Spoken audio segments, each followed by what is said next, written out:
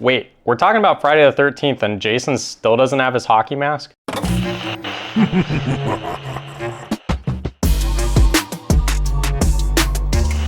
Hey there, welcome to another edition of the Sunday Scaries. I'm your host, Mike, and today we're going to be talking about Friday the 13th Part 2. And you heard it in the hook. Jason still does not have his hockey mask for those who are casual fans of the series but have not seen the early ones. And, you know, that used to be kind of inside knowledge that you weren't a real horror fan if you didn't know Jason didn't get his hockey mask until the third film, so spoilers on that. But with that said, for casual horror fans that haven't seen all the classics, Friday the 13th Part 2 is actually one of the better ones in the series, and in fairness, I think a lot of the ones, especially the later ones, are not that good, but this is a good slasher film, whereas the last one, I felt like I was reviewing and giving praise more for the mythology and just that it kickstarted this franchise. This one, it's not an elite horror movie, but it's a good one, and I can't wait to talk about it. All right, let's get in the story, and again, there's gonna be spoilers because I don't know how you talk about this franchise without having some spoilers in it. So this film picks up right where the last one left off. The survivor, the final girl from the last movie, you know, she's immediately killed by Jason in the opening scene, and then it fast forwards 5 years later, you're at Camp Crystal Lake. There's a new camp being opened on the lake, but in a different spot. You know, they got a bunch of new camp counselors, and at this point, what happened at the other camp, which is now referred to as Camp Blood, it's more legend than reality, and no one really believes that, you know, this little boy Jason came back from the dead, but you know, he is a campfire story. His legend just looms large, and these new camp counselors, you know, they're making fun of the stories, and it's a really actually interesting group of camp counselors. I think they're a lot more interesting than the first group. They're just a bunch of fun mixes of personalities, and Jenny is the final girl in this one, and I really like her. And as the film goes on, you know, they start to get picked off one by one. Jenny and her boyfriend are the last survivors, and they figure out it is Jason, and they actually go to the other camp, and they have to outwit Jason. And this film set the tone for the whole franchise, just the level of gore, the amount of people that would be killed. This film series actually has a much higher body count rate than most slasher films, and nobody was going to be off limits in this film.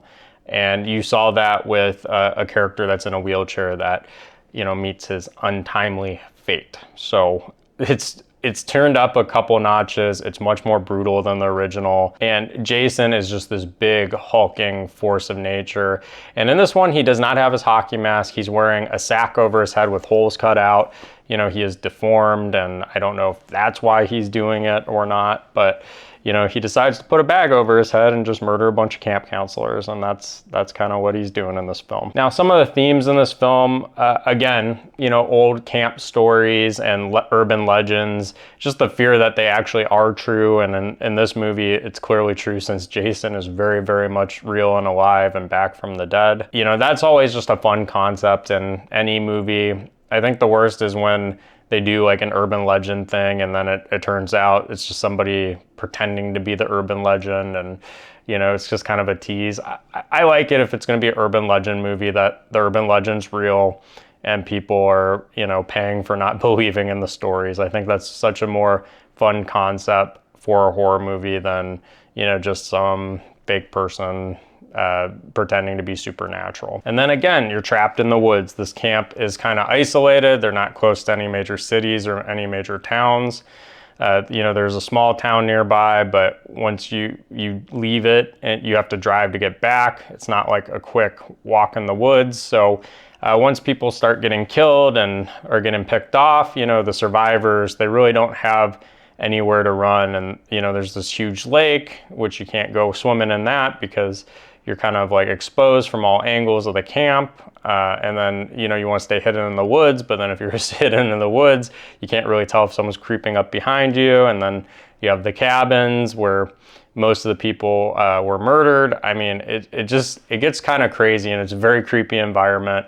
And, you know, the movie does a great job with that. And then the last theme I really like in this film that some other movies kind of touch on, but I don't think any do as good of a job as this one. And that's, using the urban legend to your advantage to survive in the movie. And, you know, the final girl, Jenny, they talk about the whole story of Jason came back from the dead. He saw his mom's head get cut off. And towards the end of the movie, her and her boyfriend, you know, they find Jason's house and he's built this whole shrine to his mom, and he saved her head. So her head's just sitting there in the shrine.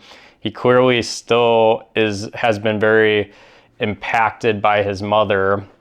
And apparently before he came back from the dead, or he already had come back from the dead in the lake, he heard his whole mother's speech, you know, at the end of the first movie. So she's very much the biggest influence in his life still, or second life, since he's, you know, come back from the dead.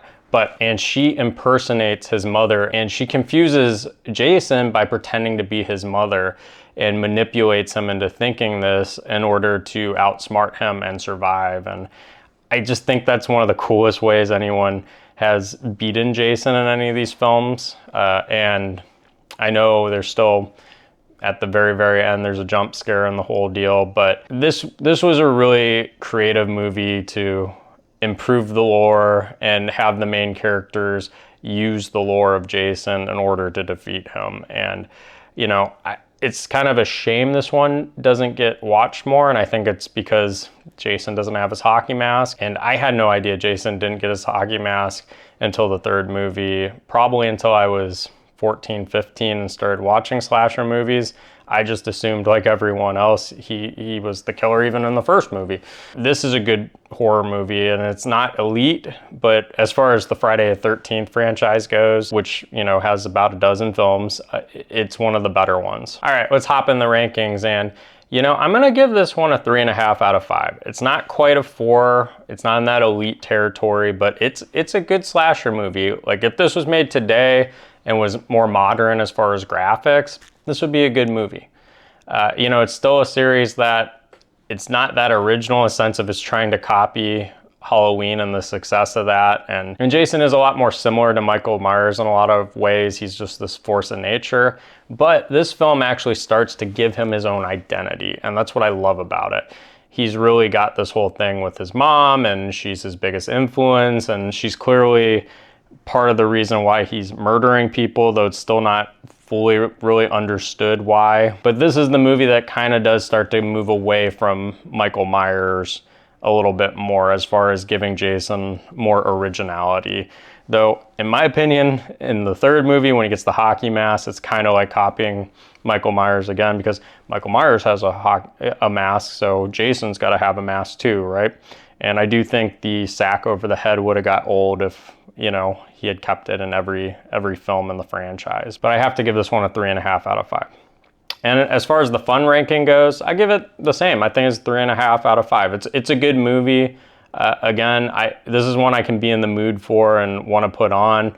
I like it a lot better than a lot of the movies where he has the hockey mask. And when we get into later rankings, especially after the 6th movie, I have very strong opinions about those films. You know, this is a fun movie, and again, you could put this on, great one for any kind of scary movie night. Obviously, you could put it on Friday the 13th, but Halloween, whatever. This is a great one for a group of friends that want to watch a scary movie. Thanks again for tuning in. Please subscribe and like, and leave a comment. Let me know what you think of Friday the 13th Part 2, or if you've never seen it and you're just watching these to get the general idea of the film series, leave a comment as to what you think about him not having his mask in the second movie. But with that said, all I know is, at least Friday the 13th Part 3, we finally get the hockey mask.